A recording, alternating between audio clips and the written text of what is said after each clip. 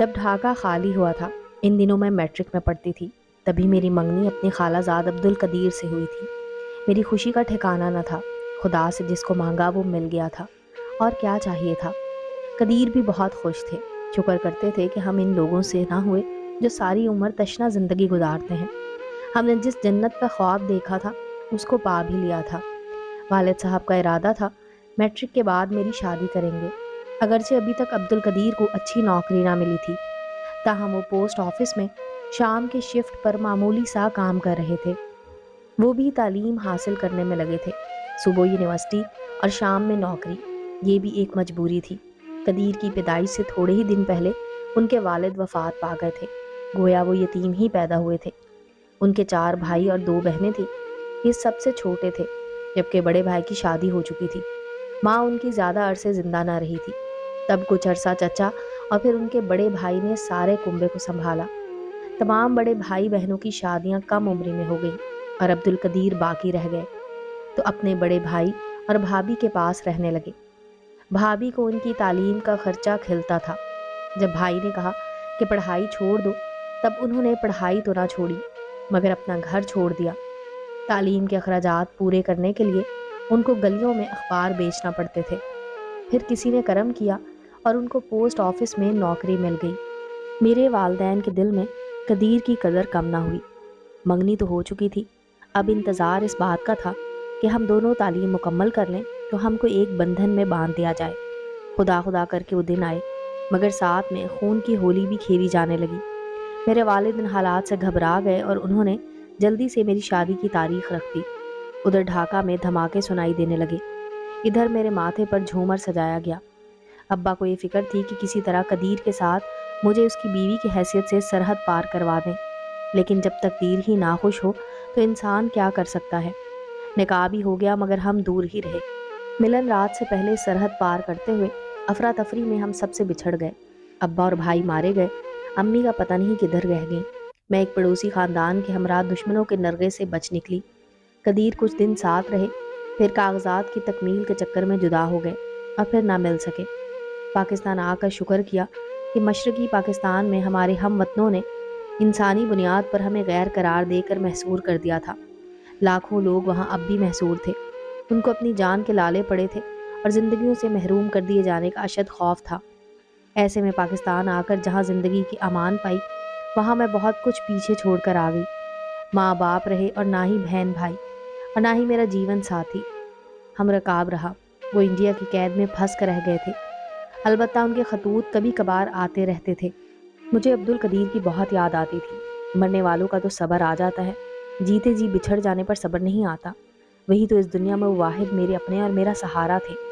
دن رات میں ان کو یاد کرتی اور روڑتی، دعا مانگتی کہ اللہ تعالیٰ ہم کو ایک بار پھر سے ملا دے۔ ایک روز عبد القدیر کا عید کارڈ آیا تو میں بہت خوش ہوئی۔ لکھا تھا کہ مجھ کو رہائی مل گئی ہے اور میں بہت جلد پہنچنے والا ہوں۔ اس روز میں تمام شب مارے خوشی کے سو نہ سکی تھی۔ بار بار عید کارڈ کو دیکھتی، اس پر لکھی عبارت کو پڑھتی اور آنکھوں سے لگا لیتی۔ اب سب سے بڑا مسئلہ یہ تھا کہ جن کے گھر میں مجھے پناہ لی تھی وہ ڈھاکہ میں ہمارے پڑوسی تھے اور صحیح سلامت سب مغربی پاکستان آ گئے تھے۔ ان کے یہاں مجھے کوئی تکلیف نہ تھی، میں بہت آرام سے تھی، مگر یہ لوگ مجھے ہمیشہ کے لیے اپنانا چاہتے تھے۔ اکثر منصور کی امی کہتی کہ بیٹی تارا، اب تم عبد القدیر کو بھول جاؤ، وہ کبھی واپس نہیں آئے گا، کیا خبر شہید ہو گیا ہو۔ لیکن مجھے یقین تھا کہ خطوط اور عید کارڈز ان کی طرف سے آئے تھے اور عبارت بھی ان کے ہاتھ کی تھی، جبکہ اپنی خواہش کے مطابق خالہ جی کو یقین نہ آتا تھا کہ یہ خطوط قدیر نے بھیجے ہوں گے۔ ان کا خیال تھا کہ کسی اور کی شرارت سے یا لا علمی سے یہ ہمارے پتے پر آ گئے تھے۔ یہ کوئی اور قدیر ہوگا بیٹی، وہ کہتی، بھلا ہمارا پتہ اس کو کیسے معلوم اور کس نے دیا ہوگا۔ لگن سچی ہو اور کوئی تلاش کرے تو ڈھونڈنے والے کو خدا بھی مل جاتا ہے۔ خالہ جی ہو سکتا ہے کسی نے اپنے طور پر اس دفتر سے معلوم کیا ہو جہاں ہماری رجسٹریشن ہوئی تھی اور رجسٹریشن کارڈ جاری ہوئے تھے۔ میں ان کو اپنے طور پر سمجھانے کی کوشش کرتی تھی مگر وہ میری باتوں کا یقین نہ کرتی تھی۔ یہ بھی جانتی تھیں کہ میرا ان کے سوا یہاں اور کوئی نہ تھا۔ میں اب ان کے عزائم کو بھانپ چکی تھی۔ وہ کسی صورت مجھے عبد القدیر کا اب نہ دیکھنا چاہتی تھی۔ ان کا خیال تھا کہ وقت کے ساتھ ساتھ بالآخر میں اپنے گمشدہ جیون ساتھی سے مایوس ہو ہی جاؤں گی۔ तो उसको भूल जाऊंगी। तब वो मुझको अपने बेटे मंसूर से ब्याह कर बहू बना लेंगी। इस तरह शादी का खर्चा बर्दाश्त करना पड़ेगा और ना ही रिश्ता तलाश करना पड़ेगा। सूरत भी मेरी अच्छी थी, जो देखता देखता ही रह जाता था, और उनको तो मैं देखी भाली थी। आदात व अतवार मेरी जान चुकी थी। मशरकी पाकिस्तान से मेरे वालदैन और ख़ानदान से भी वाकिफ़ थी। मैं उनको घर के किसी काम को हाथ नहीं लगाने देती थी। उन्होंने मुझे पनाह और सहारा दिया तो मैंने भी उनका ख्याल किया, उन्हें राहत और आराम पहुंचाया। मैं एहसान फरामोश ना थी कि बैठ कर खाती या हाथ पर हाथ धर कर बैठी रहती, जैसा कि अक्सर मेरी उम्र की लड़कियां करती थीं। मैं तो मोहब्बत करने वाली और बुज़ुर्गों का अदब करने वाली लड़की थी, और मेरी ये आदत खाला जी को पसंद थी। यहाँ सबसे बड़ा मसला ये भी था कि मैं उनके बेटे मंसूर को पसंद आ गई थी। वो अपनी माँ का सर खाता था कि इसको शादी करनी है तो मुझसे ही। तभी खाला भी बेटे की खुशी की खातिर मजबूर थी और मुझे मनाने की कोशिशों में लगी हुई थी। मगर मैं कैसे उनकी बात मान सकती थी, जबकि मैं किसी की मनकूहा थी और मुझे यकीन था वो जिंदा हैं और किसी न किसी दिन ज़रूर मुझे लेने आ जाएंगे। मेरी आस तो मेरे शौहर के साथ लगी हुई थी। अभी तक हमने सुहाग रात ना देखी थी, लेकिन मजहबी और इखलाकी रिश्ते के साथ हमारा रूहानी रिश्ता भी तो था। हमारा तो दिलों का संजोग था। मैंने सोच लिया था कि मैं उनका उम्र भर इंतज़ार कर लूँगी, मगर दूसरी शादी ना करूँगी। खाला मुझसे तंग आ जाएंगी तो मैं किसी जगह मेहनत मजदूरी कर लूँगी। अपने शरीक हयात से बेवफाई हरगिज़ ना करूँगी। बिलाखिर अब्दुल कदीर ने मेरा खोज निकाल लिया और अपने एक वाकिफ़कार को हमारी तरफ पैगाम देकर रवाना किया। इत्तफाक से उस रोज़ खाला घर पर ना थी। जब कदीर का दोस्त आया, उसने दरवाजे पर दस्तक दी और मेरा पूछा। दरवाज़ा मैंने ही खोला था। उसने मुझे अब्दुल कदीर की तस्वीर दी। उसकी पुश्त पर चंद सतरें तहरीर थीं। लिखा था कि अपना सही पता भिजवा दो, मैं जल्द आ रहा हूँ, तुमसे कहाँ मिलूँ। कुछ सोचने के बाद मैंने उसको एक वाकिफ़कार लड़की का पता दिया, जो यहाँ मेरी सहेली बन गई थी और ज़्यादा दूर भी नहीं रहती थी। मैंने कदीर को लिखा कि मुझसे इस पते पर मिलना और ख़त भी इस पते पर लिखना। सहेली का पता इसलिए दिया था कि खाला से बात छुपाना चाहती थी। अंदेशा था कि कहीं वो कदीर का ख़त छुपा दें और हमें मिलने से महरूम कर दें।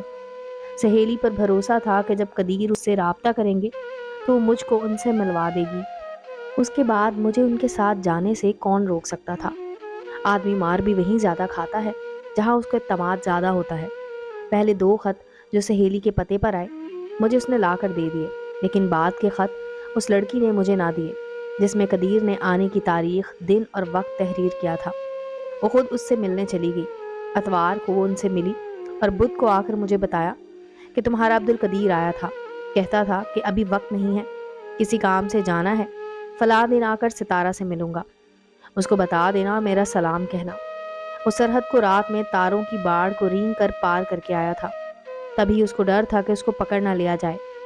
वो यहाँ पहले रजिस्ट्रेशन करवा कर गवर्नमेंट से अपनी शनाख्ती कार्ड बनवा ले, फिर तुमसे मिलने आएगा। हालांकि मामला ये था कि वो मुझसे ही मिलने आए थे।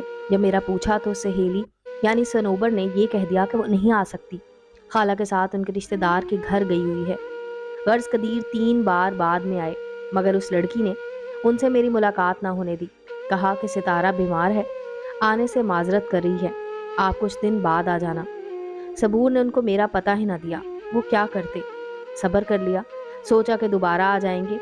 वो कराची गए, अपना काम करवाया और मुलाजमत तलाश की, ताकि हाथ में कुछ रकम आए तो मुझको ले जाएंगे। रिहाइश का बंदोबस्त करने के बाद ही वो मुझको अपने पास रख सकते थे। वो सबूर को ख़त लिखते तो ये अपनी तरफ से जो उसके मन में आता जवाब लिखकर भेज देती थी, मगर उनका पता मुझे ना देती, बल्कि खतूत का भी ना बताती थी। मैं इन दिनों बहुत परेशान थी। खाला जी से भी तज़किरा ना कर सकती थी कि उनको जो मुझ पर एतमाद था वो भी चला जाता तो मैं कहाँ जाती। एक रोज़ मैं सबूर के घर गई, वो घर पर ना थी। उसकी माँ ने कहा, बेटी उसके कमरे में बैठ जाओ, वो आती ही होगी। मैं उसके इंतज़ार में उसके कमरे में जाकर बैठ गई। जाने की याद जी में समाई कि मैंने उसकी मेज़ की दराज खोल ली। उसमें मुझे एक लिफाफा पड़ा मिला। ये कदीर का ख़त था। खोल कर पढ़ा तो हालात का इंकशाफ हुआ। वो उन्हें मंसूर से मेरे ताल्लुक़ की झूठी दास्तान लिखकर खतूत में भेज दी, ताकि उनका दिल मुझसे बुरा हो जाए। मुझे लगा जैसे वो खाला जी से मिली हुई है और ये सब एक सोचे समझे मंसूबे के तहत हो रहा है। मुझे सख्त सदमा हुआ। अपनी बेवकूफ़ी पर रोना आया कि मैंने क्यों इस लड़की को दोस्त समझकर उसका एतबार कर लिया। اس نے تو میری محبت کی جڑیں ہی کاٹ دی تھی، اور شاید قدیر نے اس کا اعتبار کر لیا تھا۔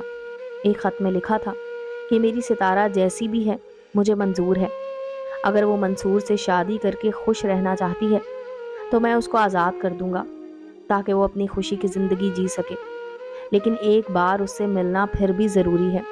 صرف ایک بار اس کو مجھ سے ملا دو تو عمر بھر تمہارا یہ احسان کبھی نہ بھولوں گا۔ بار بار لاہور نہیں آ سکتا ورنہ میری نوکری چلی جائے گی، اور اگر نوکری چلی گئی تو خالی ہاتھ میں کیا کر سکوں گا۔ غرض ایسی باتیں تھی خط میں کہ جن کو پڑھ کر میرا کلیجہ شک ہونے لگا۔ جی چاہا کہ صبور کا سر پھاڑ دوں یا اپنا سر دیوار سے دے ماروں، مگر میں خالہ جی کے گھر پناہ گزین تھی، اس وجہ سے ایسا کچھ نہ کر سکتی تھی۔ ایک اور خط میں نے دیکھا تھا، میرے پیروں تلے سے زمین نکل گئی۔ اس خط میں قدیر نے لکھا تھا، ستارہ کا دل کبھی نہ دکھانا، اس کو یہ بھی نہ بتانا کہ میں آیا تھا، تاکہ اس کا جیون آباد رہے اور وہ پریشانیوں میں نہ گھر جائے۔ میں اس کو پریشان نہیں دیکھ سکتا۔ اس نے منصور سے شادی کر لی ہے تو دعا ہی دے سکتا ہوں۔ اب ساری بات سمجھ میں آ گئی تھی کہ میری سہیلی نے کیا فرضی داستان سنا کر انہیں مجھ سے دور رکھا تھا۔ میں بہت پریشان ہوئی، صبور کی منت کی کہ وہ مجھے قدیر کا پتہ بتا دے، مگر اس نے نہ بتایا۔ کہنے لگی کہ کہیں میری ڈائری میں لکھا ہے، مل نہیں رہا، مل جائے گا تو دے دوں گی۔ 2 ماہ بعد اس نے مجھے کراچی کا ایک پتہ دیا اور فون نمبر بھی۔ میں نے فون کیا، یہ ان کے باس کا نمبر تھا جہاں وہ ملازمت کر رہے تھے۔ اس شخص نے بتایا کہ قدیر صاحب یہاں کام کرتے تھے، مگر وہ بیمار ہو کر ملازمت چھوڑ گئے تھے، ان دنوں شاید پاکستان سے باہر چلے گئے ہیں، ہمیں ان کے بارے میں علم نہیں ہے۔ یہ کیسا اندھیرا ہوا تھا، میں ہاتھ ملتی رہ گئی۔ جس کا انتظار کیا تھا وہ مل سکتا تھا، مگر میری نادانی نے اس کو کھو دیا۔ اے کاش میں صبور پر اعتبار کرنے کی بجائے خالہ جی کا پتہ دے دیتی، ان میں پھر بھی انسانیت تھی، وہ مجھ کو شاید ان سے ملا ہی دیتی، مگر اس حاسد اور سنگ دل لڑکی نے حد ہی کر دی تھی۔ میں میٹرک پاس تھی، ملازمت کہاں ملنی تھی، پھر بھی ایک ہسپتال میں معمولی ملازمت مل گئی اور رہائش بھی، تو میں نے خالہ کا گھر چھوڑ دیا اور قسم کھا لی کہ عمر بھر قدیر کا انتظار کروں گی، قسمت نے یاوری کی تو مل جائیں گے۔ کئی بار ان کے سابقہ آفس فون کیا، ہر بار جواب ملتا کہ بیرون ملک چلے گئے ہیں، کون سے ملک اور کہاں یہ کوئی نہ بتاتا تھا۔ اسی طرح ماہوں سال گزرتے رہے، میں نے کئی سردیاں، گرمیاں، خزائیں، بہاریں اس شخص کے ملنے کی آس میں گزار دی، مگر منقوہا ہونے کے باوجود دوری ہی رہی۔ بالآخر 30 برس بعد یہ انتظار ٹوٹا اور ایک دن میں نے ان کو ہسپتال میں دیکھا، وہ اپنی بیوی اور 3 بچوں کے ساتھ تھے۔ آنکھوں پر یقین نہ آیا کہ یہ وہی ہیں اور انہوں نے شادی کر لی تھی۔ دل سے دعا نکلی کہ عبدالقدیر آپ جہاں بھی رہتے ہو خوش اور آباد رہو۔ میرا کیا ہے، میرا انتظار بھی رائے گاں کیا اور زندگی بھی۔ اے کاش کے وطن تقسیم نہ ہوتا تو ہم کبھی جدا نہ ہوتے۔